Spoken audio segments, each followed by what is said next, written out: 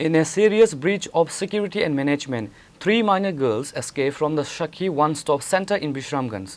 The minors, who were housed at the government shelter after surviving child marriage and various forms of severe domestic abuse, reportedly fled late at night.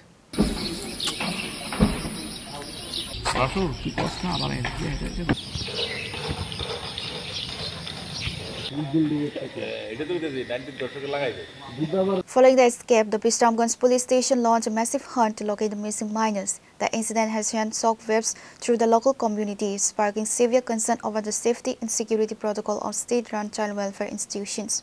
According to preliminary sources, the minors took advantage of a major security lapse during the late hours of the night. They tied a sari by the pillar from second floor and jumped over on the ground and escaped the house.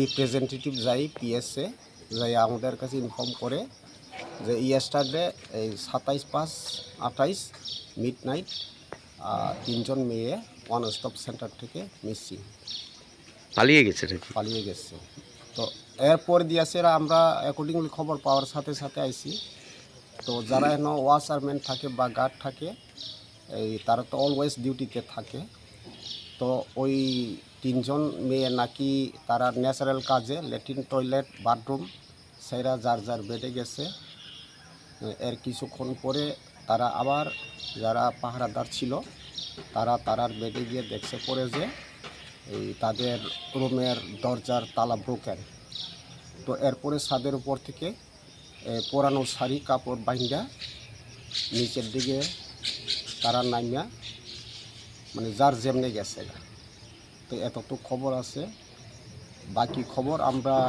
কই আছে এখন তাদের গার্জেনের সঙ্গে যোগাযোগ করব আর তাদের জিজ্ঞাসায় জানতে পারি যে মেয়েগুলা গেছে তাদেরকে রেস্কিউ করা হয়েছিল।